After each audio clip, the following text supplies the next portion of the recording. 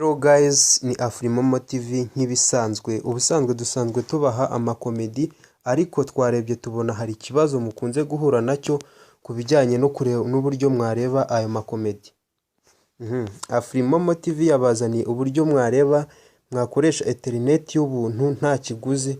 Icyo bisaba no gufungura amadata kuri MTN mu Rwanda. Ubwo no mu mahanga no mu bindi bihugu nabwo hari uburyo bakoresha, kandi nabwo tuzabereka. Niba uri hanze y'igihugu wihangane nawe izakugeraho. First of all uraza muri Play Store urebe application bita Hatano Plus. Je ntago najyamo kuko application ndayifite, reka nyibereke iri hano. Uraza urajya muri Play Store urebe iyo application, ngira ngo murayibona dore ngiyi. Urajyamo uyirebe, uyidownloadinge, niba installed ubwo urahita ugira dore ngiyi, ngira ngo muri kuyibona. Niba installed uraza uyinjiremo, reka tuyijyemo tubahe igikorwa nyirizina nkuko twabipanze, kuko ndabizi ubu ngubu benshi mufite amatsiko, murashaka kureba uburyo wakoresha internet kandi mushonje muhishiwe rwose. Turaje tuyibereke. First of all uyinjiramo ugategereza, ntago bitinda. Ngira ngo murabibona twageze muri app nyirizina. Ikintu cya mbere rero banza gukora iyo ukigeramo, gihe urabona narabikoze kuko internet ndi nayo n'ubu niyo ndi gukoresha. Urabanza ukaza ukareba ahantu hano hejuru hari akantu gasa nk'agafunze. Reka iyo gafunze, ngira ngo murabona ukuntu kaba kameze, kambanze nkafunge mubibone. Uraza ukagafungura. Ngira ngo murakabona dore ngaka.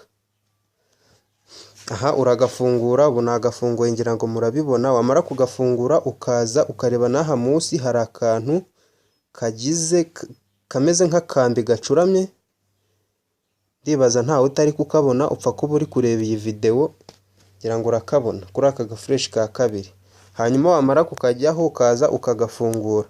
Urabona baduhaye ibintu byinshi cyane, harimo direct connection, customer preload, ariko ibyo si byo nyirizina. Reka mbereke icyo shaka kubereka. Uraza ukore kuri customer host reader, urayikoraho bihita byinjiramo. Hanyuma iki step ya gatatu uri bukore, urahita uza aha hantu hari akantu k'agatriangle, ngira ngo murahabona. Reka ariko mushobora kuba mutari kuhabona, reka mpabereke kuko gihe cyo niyemeje ni ukubereka uburyo wakoresha internet y'ubuntu nta kintu na kimwe kigucitse. Dore ngaha.